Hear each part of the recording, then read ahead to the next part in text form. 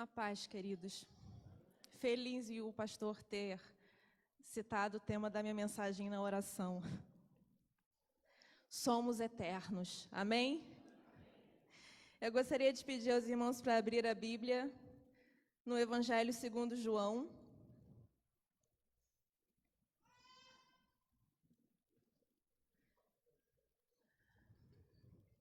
Me perguntaram algumas vezes se eu estava nervosa. Eu não.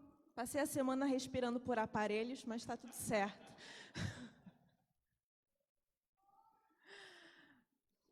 Evangelho segundo João, capítulo 3, versículo 16, fala assim: porque Deus amou o mundo de tal maneira que deu o seu Filho unigênito, para que todo aquele que nele crer não pereça, mas tenha vida eterna. Amém? Podem se assentar, em nome de Jesus.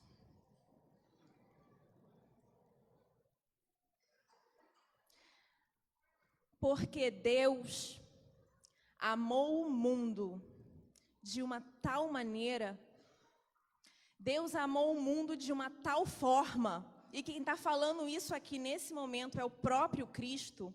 Jesus está falando, Deus amou o mundo de uma tal maneira, Deus amou o mundo de uma tal forma, Deus amou o mundo de um jeito tão grande, que Ele deu o seu Filho, para que todo aquele, para que qualquer um, para que qualquer pessoa que nele cresce, não morresse, não perecesse, mas tivesse a vida eterna.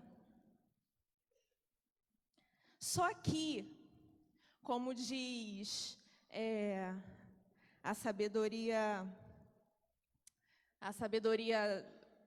das canções populares, a gente complica tudo.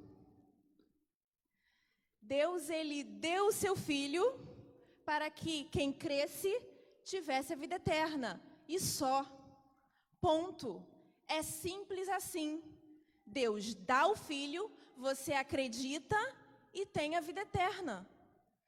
Deus dá o Filho dele para morrer no seu lugar, você acredita nisso e pronto. Você é eterno com o Senhor.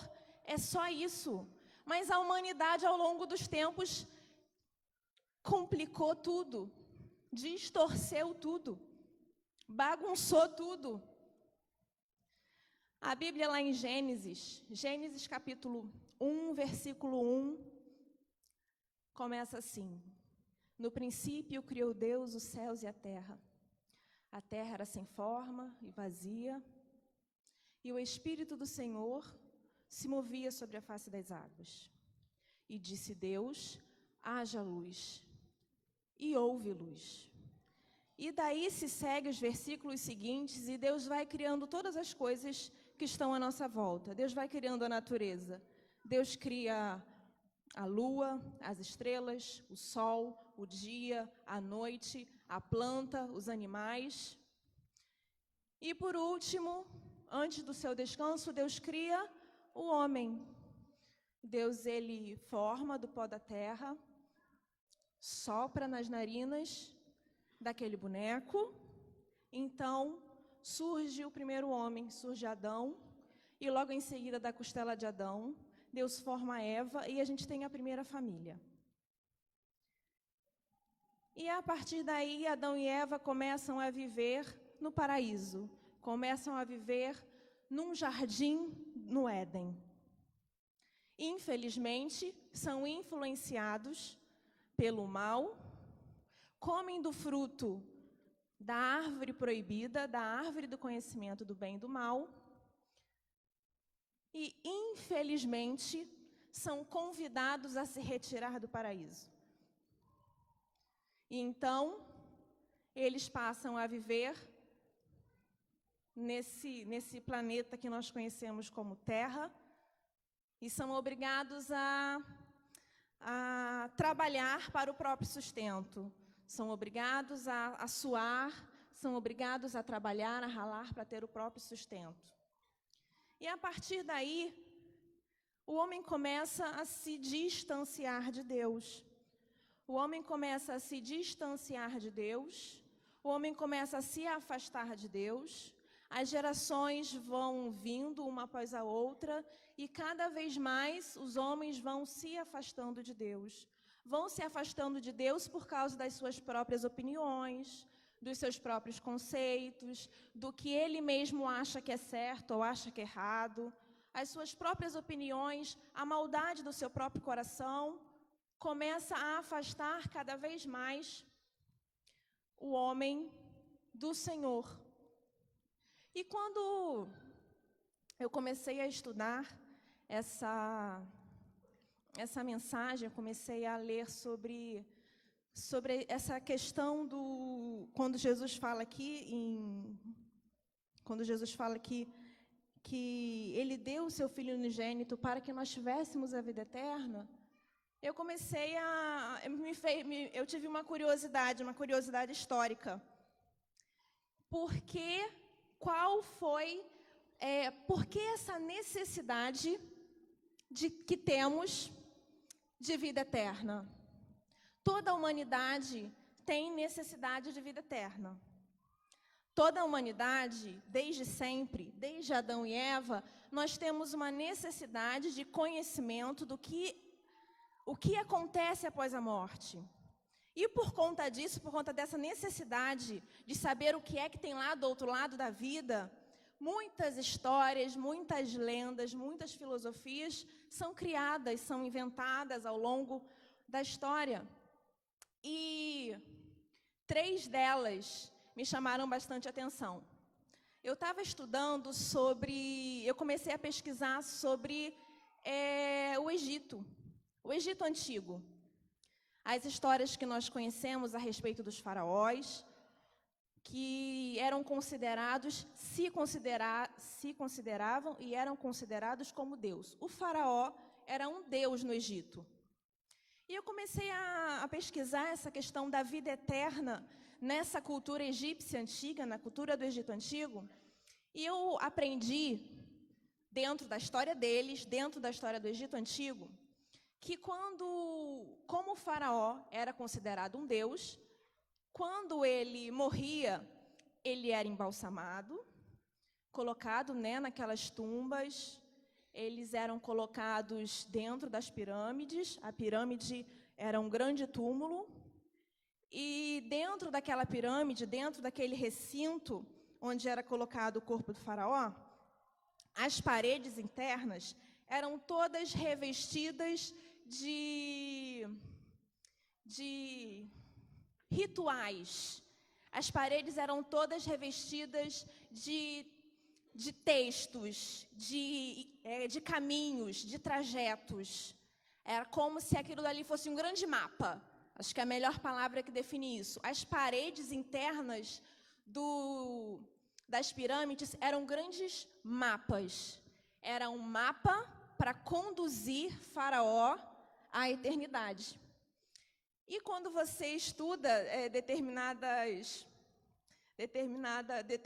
fatos, eu estava estudando um deles específico, eu não vou recordar agora o nome do faraó, mas que era uma coisa muito comum, né? Isso era muito geral naquela época. Quando o faraó morria, ele era embalsamado, colocado lá dentro do sarcófago, colocado dentro da pirâmide. A pirâmide era revestida toda internamente como um mapa, ela toda escrita, e dentro eram colocados todos os pertences pessoais do faraó. Era colocado o alimento ali dentro para ele, caso ele sentisse fome, caso a alma dele sentisse fome.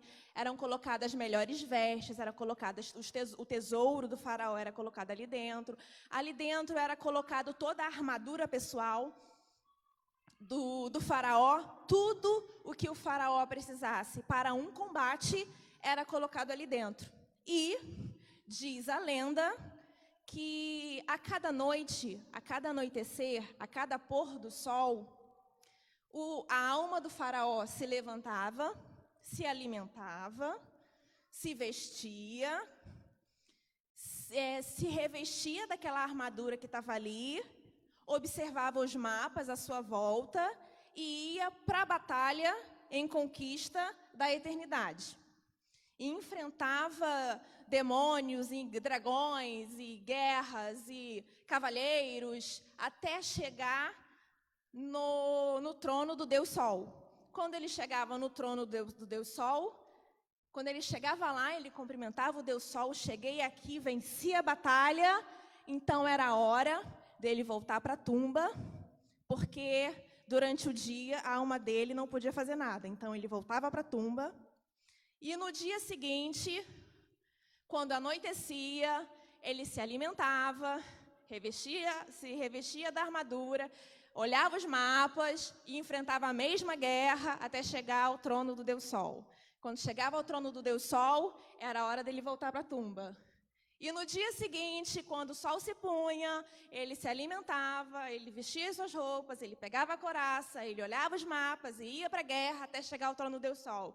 Aí amanhecia, ele voltava para a tumba, e assim era o ciclo eterno de um faraó, que eles acreditavam que essa era a eternidade. O Deus faraó passava a eternidade tentando se estabelecer no trono do Deus Sol. Essa era a eternidade para eles. Era assim que funcionava a vida após a morte para o Egito Antigo. E eu continuei a minha pesquisa e eu cheguei no Império, alguns anos depois, eu cheguei no Império Azteca. E comecei a entender o que era a questão da eternidade para os astecas. E lá era diferente. Lá eles acreditavam que o sacrifício humano geraria para eles a vida eterna. Então, eles levavam as pessoas ao sacrifício, as pessoas iam vivas, tá? A pessoa estava viva, era colocada sobre a pedra, e o sacerdote principal, com uma estaca, fincava no coração do sacrificado, depois ele enfiava a mão dentro do corpo, arrancava o coração e oferecia ao sol. E quando ele oferecia ao sol, ele dava ao sol um motivo para continuar nascendo e se pondo por mais um ciclo. Então, eles acreditavam que a vida é eterna, que a vida se resumia nesses sacrifícios. Então, não só eles exigiam os sacrifícios humanos, como as próprias pessoas se ofertavam em sacrifício. Como algumas famílias entregavam seus filhos em sacrifício, tamanho o medo que o mundo acabasse. Eles estavam certos, eles eram certos de que se não houvessem sacrifícios, o mundo acabaria. Era assim que os astecas acreditavam alcançar a vida eterna. Então, eu procurei algo mais contemporâneo a nós. Eu pesquisei um pouco da cultura na Índia e pesquisei um pouco de como funciona. É claro que eu não tenho nenhuma profundidade no assunto, mas eu pesquisei um pouco sobre o hinduísmo. E eu percebi que no hinduísmo eles acreditam na reencarnação. E eles acreditam na reencarnação para o aperfeiçoamento da alma. A pessoa vai reencarnando até se tornar uma alma pura, até se tornar uma alma perfeita. Se você cometeu um erro em vida, então você vai precisar se reencarnar para você ter uma nova chance na próxima vida, e assim você vai reencarnando até você conseguir o estado da alma perfeita. Quando eles acreditam, né? Quando você atinge o estado da alma perfeita, você é levado para um lugar de crematório especial, que é ao longo do rio Ganges. Seu corpo é cremado num ritual especial e dali você não reencarna mais, você alcançou a vida eterna. Eu pesquisei essas 3 fontes religiosas de vida eterna e eu fiquei pensando que talvez Deus estivesse lá de cima assim, meu Deus, mas eles não entenderam nada. Eles não entenderam nada. Eles não entenderam absolutamente nada. Eles se confundiram, a humanidade se confunde o tempo todo, eles não entendem o que é a vida eterna. Aí o que acontece? Aí Deus, Ele ama o mundo de uma tal forma que Ele dá o seu Filho, para que as pessoas que nele crescem não perecessem, mas tivessem a vida eterna. Você consegue perceber que Deus faz o caminho oposto do que a humanidade concebe? No Antigo Egito, era necessário que os homens, que o faraó, que o rei fizesse muita coisa para que tivesse alguma chance de conquistar a vida eterna. Aí você vai até o Império Azteca e eles têm que fazer muita coisa para que, de alguma forma, consigam a vida eterna. Aí você vai até a Índia e eles têm um trabalho grandiosíssimo, um sacrifício que custa muito mais de uma só vida para que eles alcancem a vida eterna. E Deus faz o contrário. Deus não são vocês que têm que fazer alguma coisa para alcançar a vida eterna. Não é nada disso. Não são vocês que fazem alguma coisa para alcançar a vida eterna. Sou eu que faço. Sou eu que dou para vocês. E Deus fala aqui, Deus ama o mundo de uma tal forma que Ele dá o Filho. E o que você precisa fazer? Você precisa crer. Você não precisa fazer mais nada. Você só precisa crer que Ele deu o Filho. E pronto, você tem a vida eterna. É só isso. Você não precisa se sacrificar, você não precisa se cortar, você não precisa se vender, você não precisa se doar, você não precisa se matar, você não precisa se flagelar, você não precisa entregar ninguém, você só precisa crer. Então Deus, Ele resolve dar o seu Filho. E lá em Belém, numa manjedoura, no lugar onde as ovelhinhas se alimentavam e bebiam água, no lugar onde os bichinhos comiam, num lugar onde não era frequentado por seres humanos, a menos que eles tivessem que guardar os animais, Maria dá a luz ao Filho de Deus. Então, Jesus, ele nasce. Jesus é perseguido desde a sua infância. Jesus, aos 2 anos de idade, é obrigado a fugir porque queriam matá-lo. E ele cresce numa vila simples, ele cresce num lugar simples, ele cresce no meio de pessoas simples. E ele se oferece, e ele cura o que as pessoas pedem a ele, ele dá. Senhor, eu preciso de cura. Toma cura, sua fé te salvou. Jesus, eu quero ver. Então veja. Jesus, eu quero andar. Então toma a tua cama e anda. Jesus, o que eu faço para ter a vida eterna? Foi a pergunta que Nicodemos fez. Nasce de novo. Nascer de novo? Como assim? Por acaso eu vou voltar ao ventre da minha mãe? É possível voltar ao ventre da minha mãe e nascer de novo? Não. Você, como o restante da humanidade, não está entendendo a profundidade do assunto. Nascer de novo é se tornar uma nova criatura. É nascer na alma. Não é se tornar uma pessoa boa. Deus não salva você para você ser uma pessoa boa. Deus não salva você para você ser uma pessoa legal. Deus não salva você para você ser uma pessoa boazinha. Deus salva você para você nascer de novo. Ser uma pessoa boa não é o suficiente. Sabe por quê? Porque pessoas boas erram, pessoas boas pecam, pessoas boas cometem erro o tempo todo, mas só quem nasce de novo olha para o Senhor e reconhece a dependência dEle. Só quem nasce de novo reconhece que precisa do Senhor o tempo todo. Não basta ser uma pessoa boa, mas Ariane, eu sou uma pessoa boa. Às vezes a gente fala isso, né? A gente tem algum amigo que a gente gosta muito, a gente fala assim, poxa, ele é uma pessoa legal, só falta ser crente. Poxa vida, falta tudo para ele. Falta tudo. Se ele fosse um bandido e aceitasse Jesus, era igual. Não é só falta ser crente, não é só falta o Senhor. Se só falta o Senhor, falta absolutamente tudo. Se só falta o Senhor, ele não tem nada.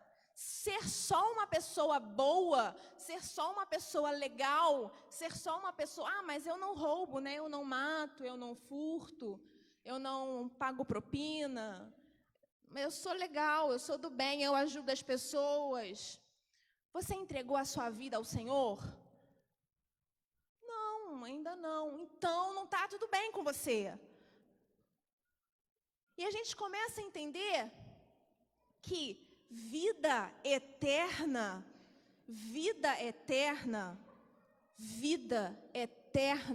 é um lugar onde nós precisamos colocar o foco da nossa vida. Porque qualquer coisa pode nos tirar de lá. Qualquer coisa pode nos tirar da vida eterna. Qualquer coisa pode nos afastar de lá. O inimigo está à nossa volta, fazendo de tudo para nos tirar de lá. Vida eterna nós temos, mas nós precisamos tê-la ao lado de Deus.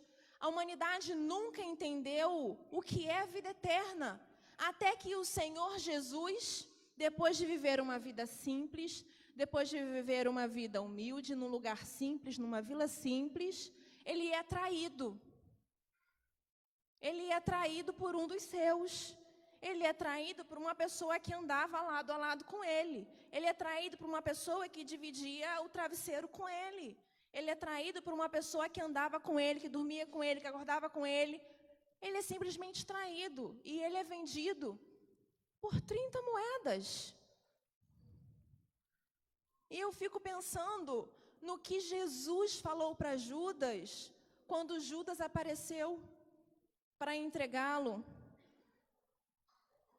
Jesus falou: amigo, a que viestes? A gente quer se vingar o tempo todo, né? A gente quer se vingar o tempo todo. O tempo todo a gente quer dar o troco. O tempo todo a gente quer, fulano vai se ver comigo, ele vai ver só o que eu vou fazer. O tempo todo a gente quer dar o troco, então Jesus olha para o traidor dele: amigo. E depois de ser traído, depois de ser vendido, ele é entregue, e então ele é mandado de um lugar para o outro, e vem para o sinédrio, e vai para o governador, e ninguém quer resolver a questão, porque ninguém quer sujar as mãos com o profeta Jesus. E então acontece o que é inevitável: a cruz. A cruz se ergue, e está lá, no alto da cruz: Deus amou o mundo de tal maneira que deu o seu Filho unigênito, para que todo aquele, lá na cruz, que nele cresce, não perecesse, mas tivesse a vida eterna. E a Bíblia chama esse sacrifício de Jesus de um sacrifício derradeiro. E eu fui pesquisar quais são os significados do que é um sacrifício derradeiro. Eu fui pesquisar o que significava a palavra derradeiro e por que a gente chama Jesus, o sacrifício de Jesus, de um sacrifício derradeiro. E eu aprendi que sacrifício derradeiro é um sacrifício que não é sucedido por nenhum outro. Ou seja, não existe mais sacrifício depois do sacrifício dele. Ele é o último. Não há mais sacrifícios. E eu ainda tenho mais outras, e fala assim: o sacrifício derradeiro, que marca o último termo numa ordem temporal. Marcou aqui, acabou aqui, eu sou o sacrifício final. Para aqui, a história dos sacrifícios ao longo da humanidade encerra aqui. E então, a humanidade é dividida no tempo entre antes de Cristo e depois de Cristo. A humanidade é dividida entre antes do sacrifício derradeiro e depois do sacrifício derradeiro. É um sacrifício tão derradeiro, é um sacrifício tão final, que a história foi dividida entre antes e depois dele. E a gente segue aqui: sacrifício derradeiro, que ocupa uma posição extrema no espaço, que ocupa uma posição extrema no espaço. Ou seja, não tem como não olhar, não tem como não ver, não tem como ignorar, não tem como fingir que ele não está ali. E por último, ainda fala assim. Por último, não, ainda tem mais dois: o sacrifício derradeiro, que sobrevive a todos. O sacrifício derradeiro do Senhor sobrevive. Ele não morreu, ele sobrevive.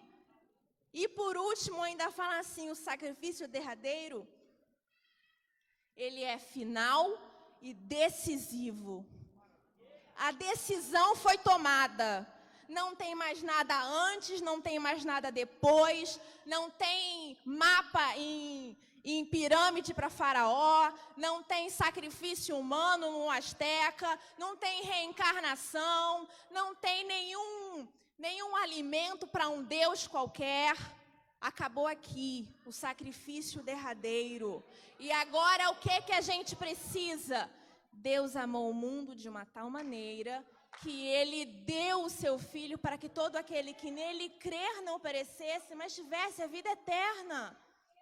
Só que o que acontece é que às vezes nós estamos olhando tanto para os nossos próprios problemas, nós estamos olhando tanto para aquilo que acontece à nossa volta, que a gente não olha para a eternidade, a gente não olha para o que é eterno. Você já prestou atenção que você não consegue olhar para dois lugares ao mesmo tempo? Você tentou agora. Não dá. Você olha para alguma coisa e, é claro, você tem uma infinidade de coisas no seu campo de visão, mas o seu foco só é um. Você não consegue olhar para dois lugares ao mesmo tempo. Se você continuar olhando para aqui, você não vai ver o Senhor. Se você continuar olhando para o seu problema, você não vai ver o Senhor, porque não dá para ver duas coisas ao mesmo tempo. Se você continuar olhando para os problemas que te cercam, se você continuar olhando para a doença, você não vai conseguir ver a cura. Se você continuar olhando para a morte, você não vai conseguir ver a vida.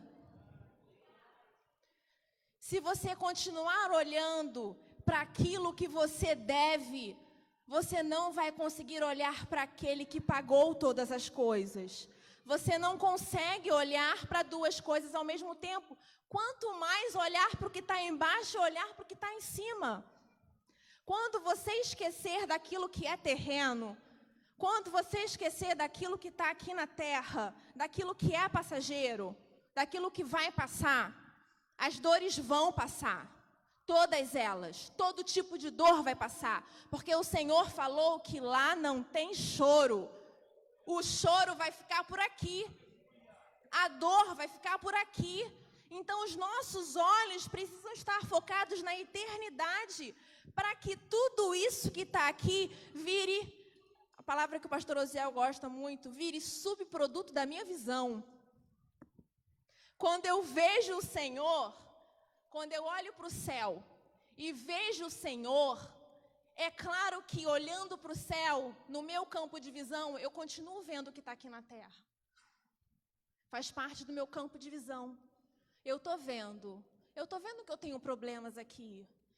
Eu olho para o Senhor e no meu campo de visão, eu sei que aqui tem doenças à minha volta. Eu sei que tem morte à minha volta, que tem risco de vida à minha volta. Eu sei que tem filhos longe dos pais à minha volta. Eu sei que tem pais longe dos filhos à minha volta. Eu sei que tem dívidas. Eu sei que tem violência. Eu sei que tem tudo isso. Mas o meu foco é o Senhor. O meu foco é a eternidade. O meu foco é uma vida com Deus. O meu foco é mais do mesmo. E esse mais do mesmo, eu estava pensando sobre mais do mesmo, e mais do mesmo nunca é igual ao mesmo. mais do mesmo nunca é igual ao mesmo. Porque se você ora hoje e você agora vai orar mais, a sua oração amanhã ela não é igual a de hoje. E a sua oração depois de amanhã não é igual à oração de amanhã. A sua oração de semana que vem não é igual a de depois de amanhã. Se você busca mais ao Senhor, amanhã você não vai buscar igual buscava hoje. Porque é mais do mesmo e o mesmo nunca se repete. Porque o Senhor, Ele não se repete. Eu estava tirando uma foto do pôr do sol um dia desses. E quando eu registrei o pôr do sol, eu pensei assim, nunca houve na face da terra e nunca mais haverá enquanto eu viver um pôr do sol igual a esse. Porque o Senhor é criativo o suficiente para durante milhares de anos fazer pôr do sol diferente um do outro. Um nascer do sol nunca é igual ao outro, porque o Senhor tem criatividade suficiente para durante milhares e milhares de anos criar pôr do sol sem repetição. Então, o mais do mesmo nunca vai ser igual ao outro, porque a sua experiência com Deus, ela não se repete. E quanto mais você busca o Senhor, quanto mais você busca pela eternidade, quanto mais você busca pela vida eterna, quanto mais você tirar os seus olhos desse mundo e colocar os seus olhos no Senhor, e tudo que você fizer nesse mundo for por causa da sua visão no Senhor, você vai ter eternamente mais do mesmo sem nunca se repetir.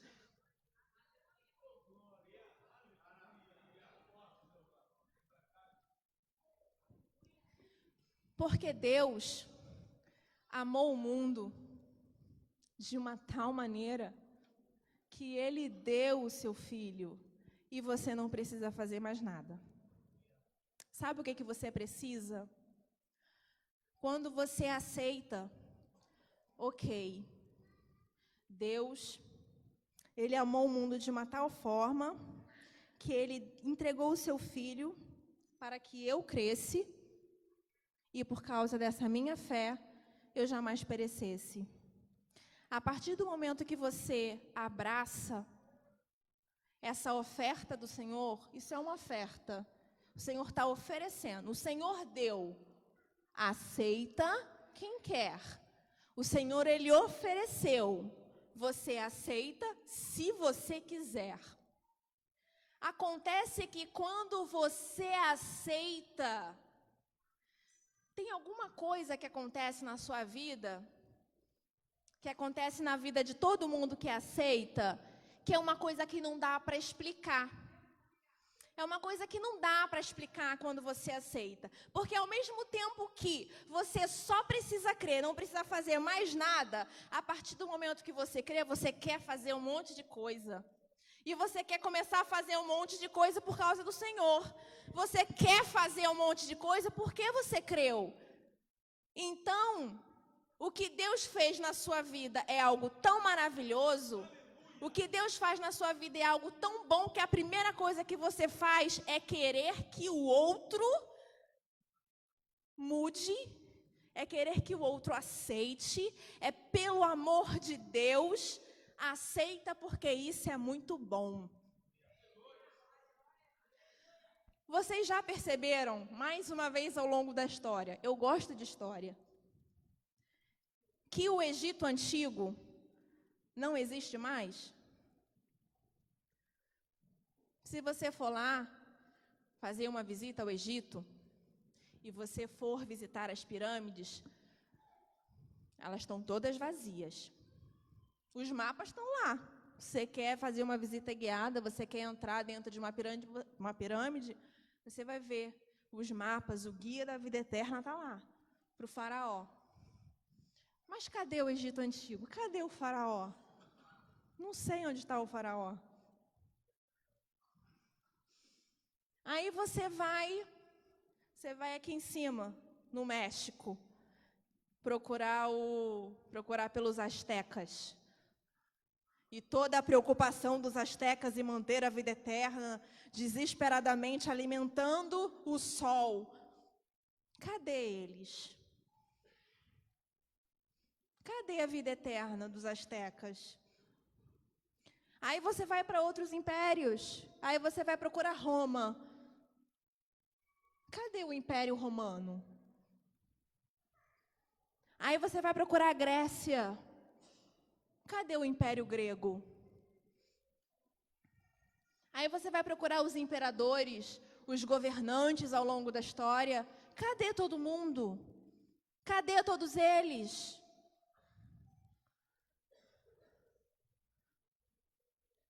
Aí então, há 2000 anos atrás, nasce um novo governo.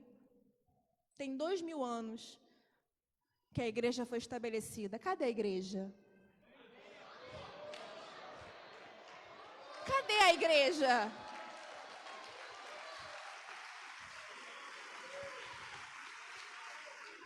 Aleluia, Jesus. O Império Romano não existe mais. O Império Romano matou Jesus, mas cadê a igreja? A Grécia não existe mais, e a igreja? O Império Egito não existe mais, e a igreja? A igreja vai muito bem. Tentaram de todas as formas eliminar a igreja da história. Assim como eliminaram o Império Romano. Tentaram eliminar a igreja lá na raiz. Assim como não existe mais o Império Grego, também tentaram eliminar a igreja. O governo está tentando eliminar a igreja. E eu não estou falando do governo brasileiro, não. Eu estou falando do governo atual, mundial, está tentando eliminar a igreja. Os congressos da vida, os políticos, os governantes estão tentando de toda forma eliminar a igreja. Só que o que acontece? Qual é a diferença? E assim eu já estou encerrando. A diferença é que o líder do Egito Antigo morreu e morto ficou. Você entende? Você entende que o líder, o sacerdote mor do Império Azteca morreu e morto ficou. Você entende que o líder do Império Romano morreu e morto ficou? Você entende que o líder do Império Persa, o líder do Império Grego, morreu e morto ficou? E a gente tem mais pertinho pessoas que tentaram dominar o mundo. A Primeira Guerra está aí, a Segunda Guerra Mundial está aí, a Guerra Fria está aí. De gente tentando dominar o mundo. Muitos deles morreram e morto ficaram. Napoleão Bonaparte morreu e morto está até hoje. Só que também tentaram matar o líder da igreja. Ele morreu.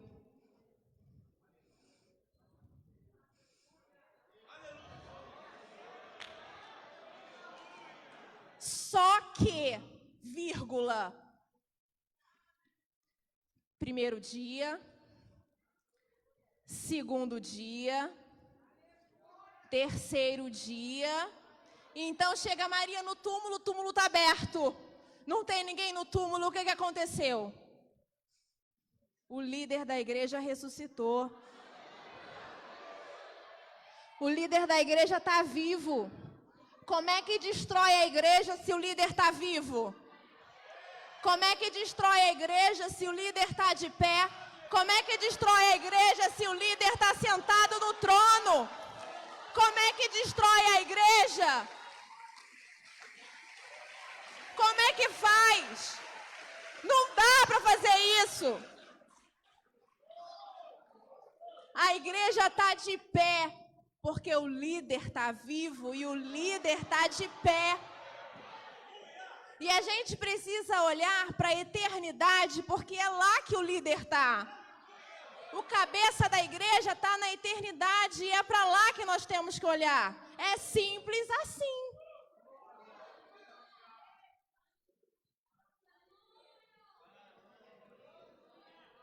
Mais do mesmo